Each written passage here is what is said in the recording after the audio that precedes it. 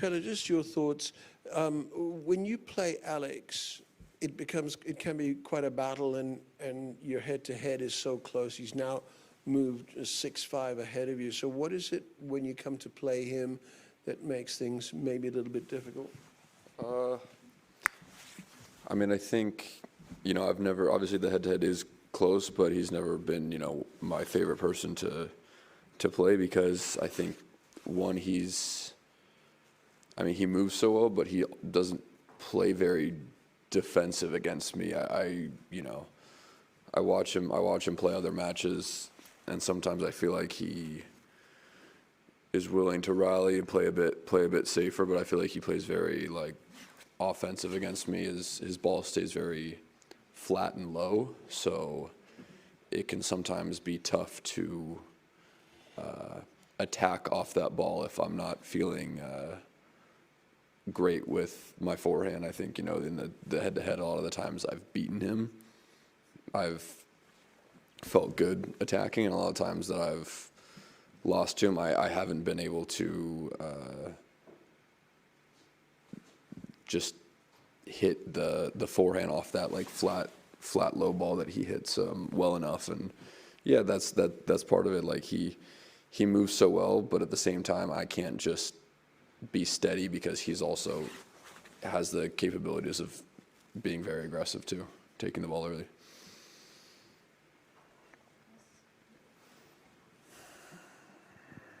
Hey Taylor, tough one today. Just wondered how the knee is and sort of what the plan is with it over the next month or so. Is it rest? Is there anything more you want to do with it? Yeah, it's not like it was, I'd say, towards the end of my match the other day. I don't think it'd be fair to use it as much of an excuse for today. It wasn't that bad. Like I said, a lot of times where I can get a day, like a light day, like practice, I don't have to play an intense match, just one day off, then I can, normally come back, and it's not too bad. So it wasn't the problem today, I would say. I think the plan is, I've already been trying to do the proper rehab things you do for it for a while now, but like I said, it's tough when I'm still playing on it and pounding it. So I'm gonna have a little bit of time off. I'm really excited. This is the first off season I'm gonna have in probably 3 or 4 years. That's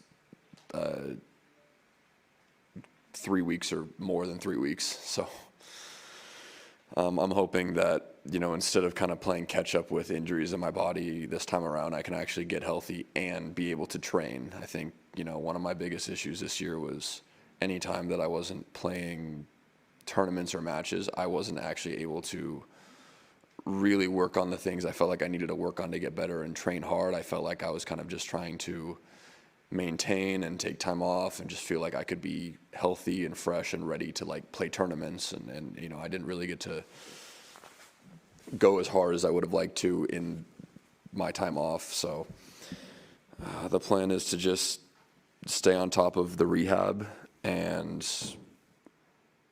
hopefully, the rehab with not playing a ton of tennis for a couple weeks will, show some improvements, and I can get it better, and then still have time to train and be ready for the next season.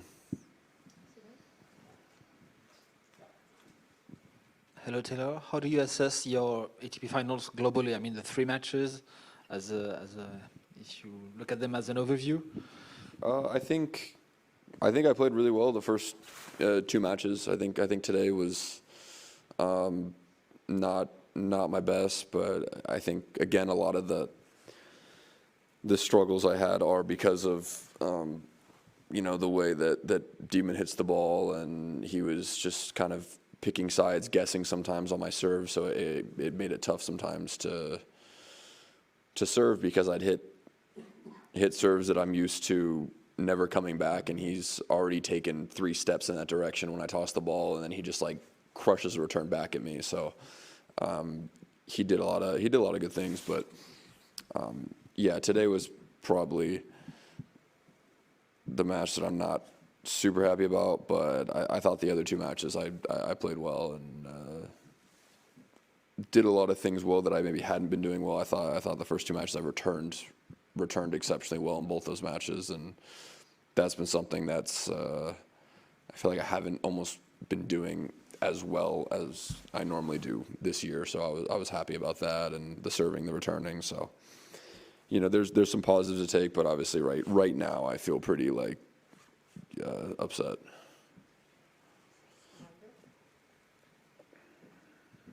Hi. This morning, the president, the ATP Gaudenzi, gave a press conference, and he was talking about the top players who don't like too much. Most of the top players don't like too much the length of the Masters 1000. I don't know what you think about it, if you are in favor or against.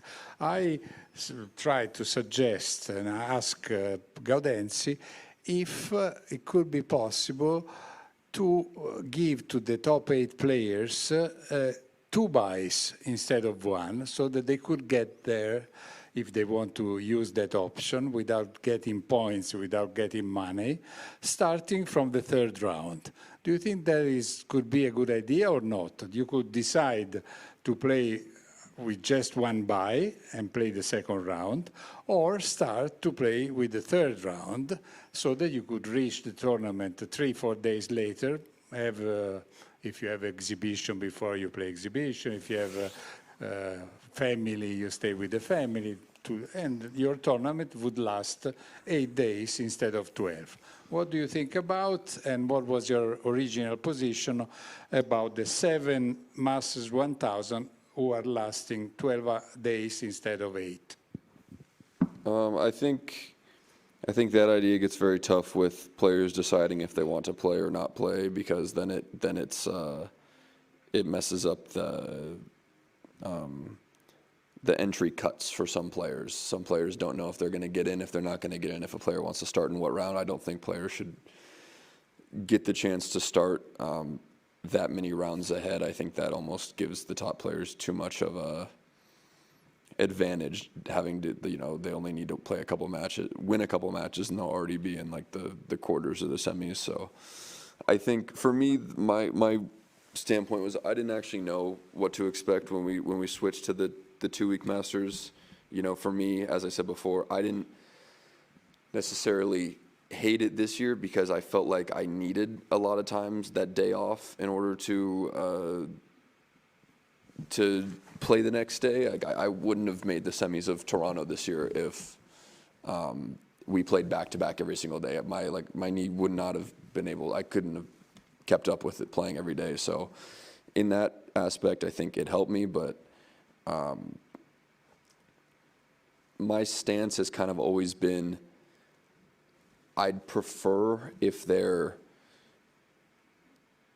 1 week, but if we're just going to use that time that we saved in it not being a 2-week to then just play other tournaments, then what's the point?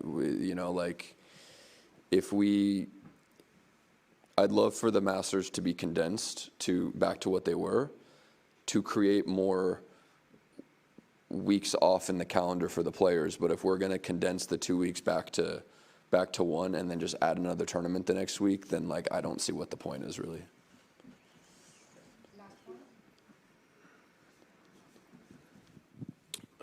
Tyler, I remember speaking about 18 months ago with you about kind of the difference with the Big Three era, and you were saying it felt a lot more kind of open. Players were going into tournaments, and it wasn't like, oh my God, we might have to play, we might have to beat Federer and Djokovic and Nadal. Now, 18 months on, where do you see it? You obviously pushed Carlos so close. Looking ahead to next year, are you kind of excited to go again against them? How does it compare with that sort of era? When did I say that? Was it 3 years or 4 years ago? That was 18 months ago. You were saying oh yeah, compared to that kind of peak Big Three era, it felt a lot more open. I mean, now we're just we're in the Big Two. It is I think the difference is back when we had the Big Three.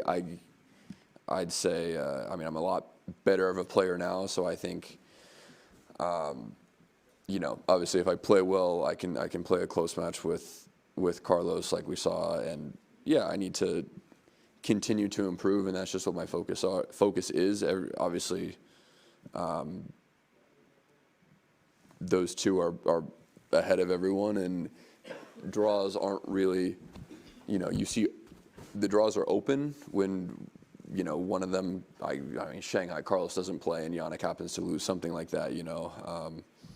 But no, I wouldn't say things are super open. You know, if you want to win a big title, more than likely you're going to have to beat one of them, maybe both of them. So that's kind of just what my focus is on, trying to get healthy so then I can put in the time on the court to practice and improve and try to get better and work on the things I need to work on and to continue to try and close the gap. And yeah, that's kind of how I see it.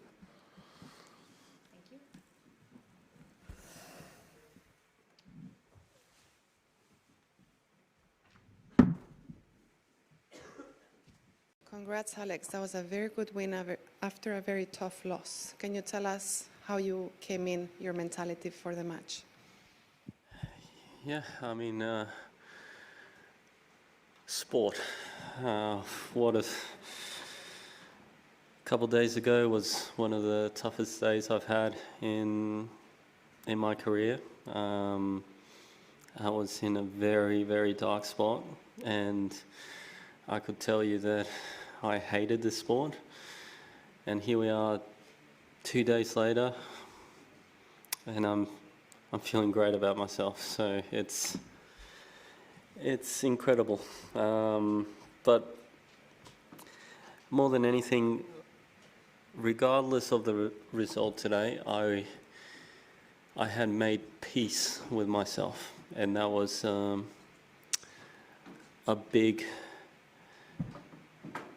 moment. I knew the way I wanted to play, and I was going to commit to it from the first point to the last, and I was okay with the result not going my way. I had made peace with that, and I just wanted to play my way. So more than anything, it felt good to play on my terms. When did that making peace with yourself actually click in? Was it that night? Was it the next morning? Did you just have to be on your own completely? And even when you were in that quote-unquote dark place, did you reflect back on what you've actually achieved this year? I mean, you're second only at the moment now to Alcaraz for match wins and lead the tour with hard court wins and things like that. I mean, so just if you could reflect on, comment on all that. To be honest, I'm incredibly lucky with the support system that I have, the people I've got around me, every single one in my team, even, you know, Katie, they were able to,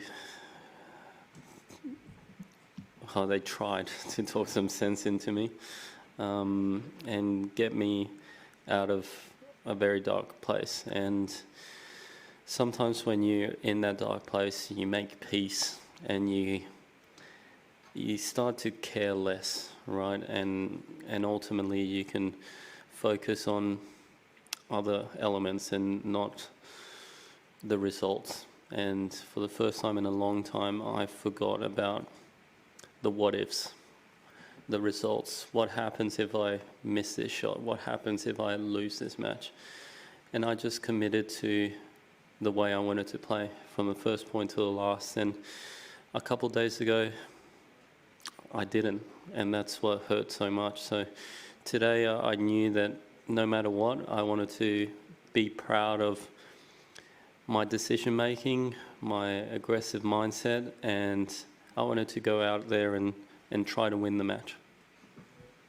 Alex, we're just fresh off listening to Taylor analyse your performance confidence, and he often says he sees the offensive side of you in that matchup, and obviously it's nice in those top 10 matchups you've gone just ahead of him now, 6-5. I mean, just playing him compared to the other contemporaries in the top 10. Yeah, look,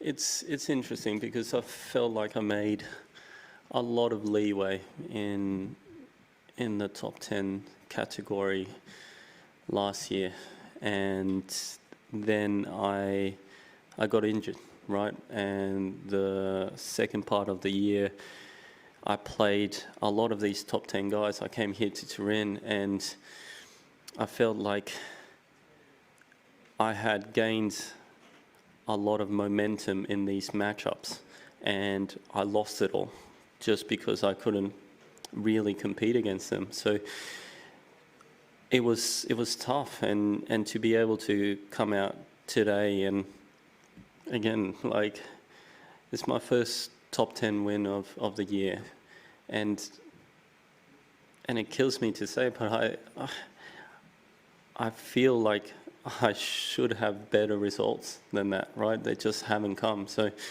to be able to finally get one win here in Turin, to be able to come against someone who's playing aggressive tennis, who's got an amazing serve. His ball speed is up there with the highest. He's, had an incredible match against Carlos because he's off the ground hitting the ball huge and dictating. And today, I matched him, right? And I took it to him. And at times, I would even say that I was the aggressor out there, right? And it just shows that I've got that in my repertoire.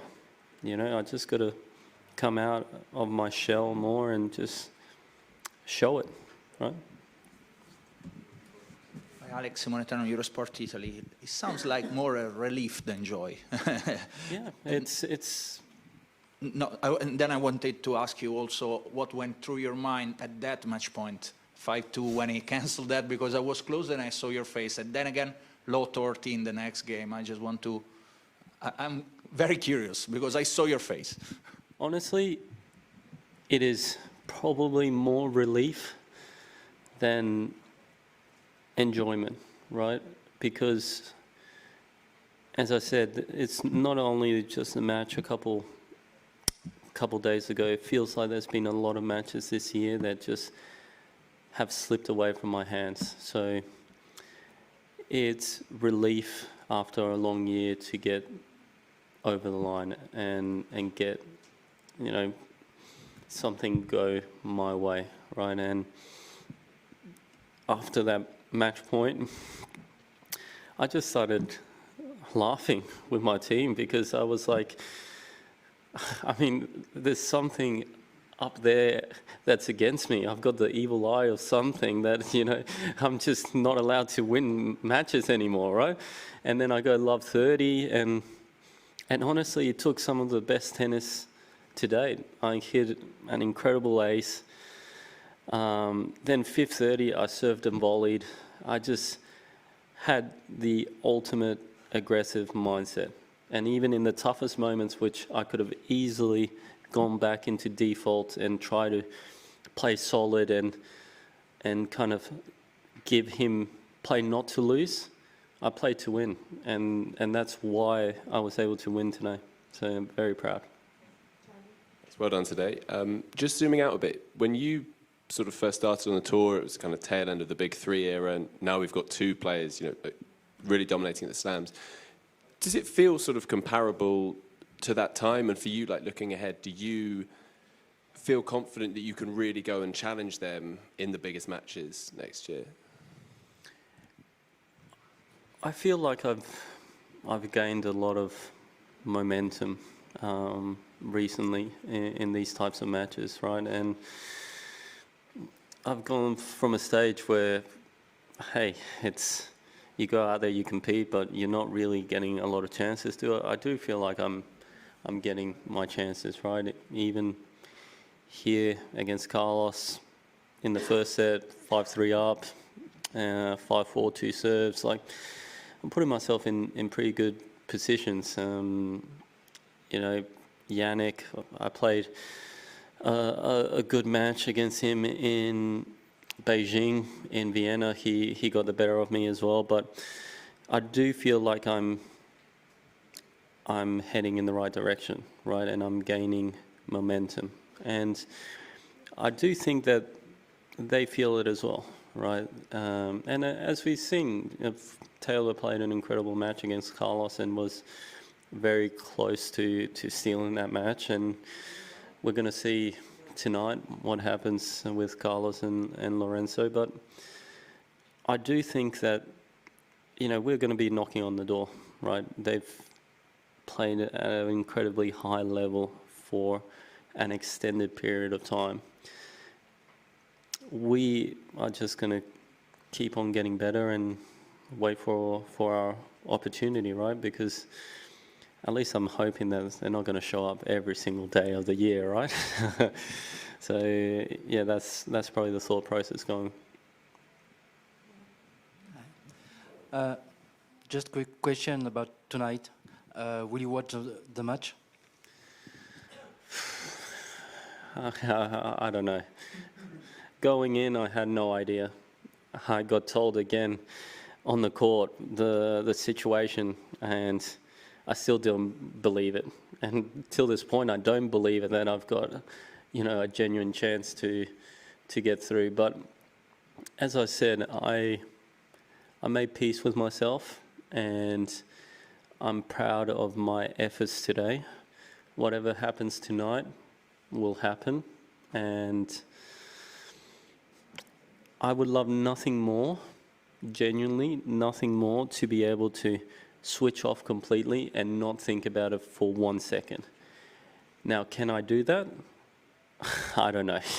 I will have to wait and see. I don't know if we're going to be doing room service in the hotel room or watching it together and just living and dying every single point, or we're going to try and go out to dinner and forget about and just enjoy a good day at the office. I can't tell you right now.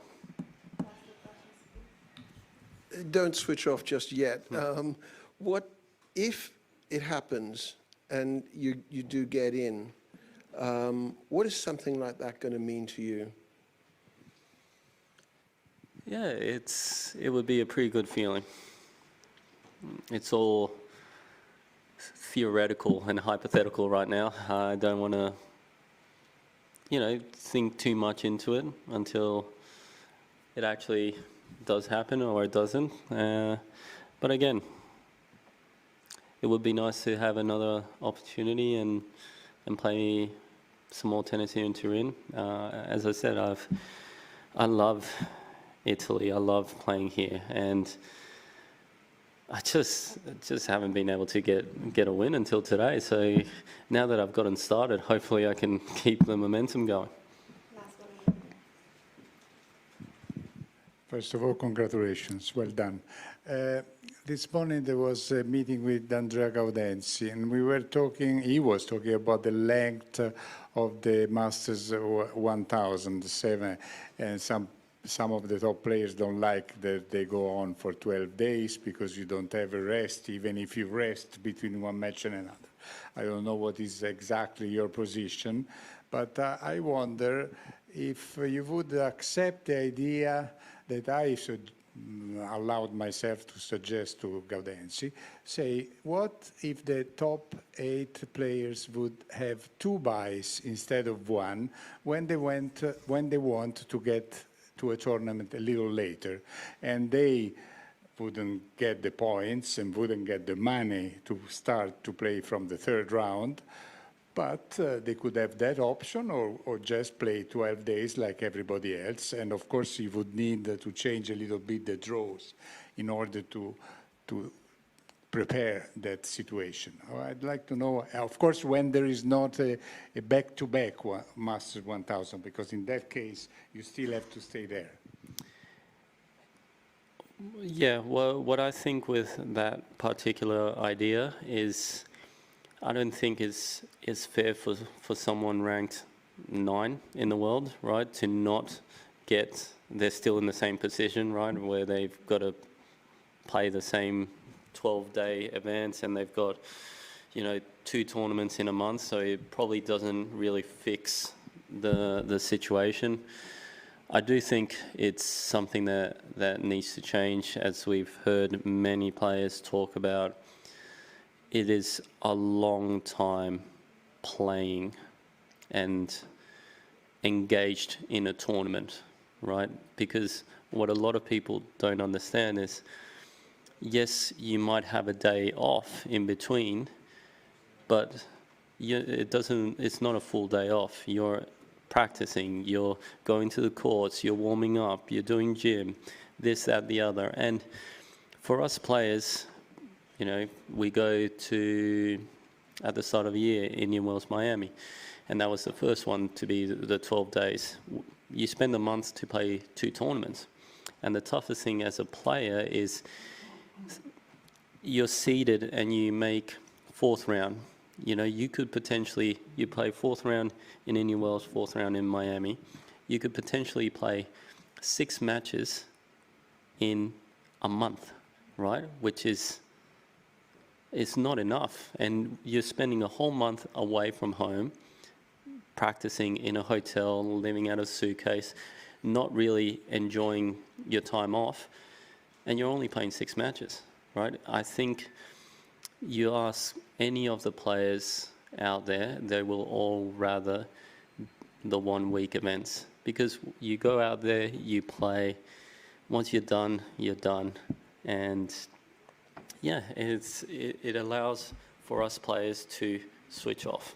And I think we've seen this year the amount of injuries.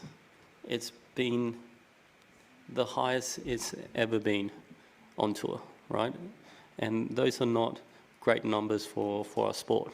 We need to be looking after the players and their bodies. And obviously what's happening at the moment is not really helping that. Thank you.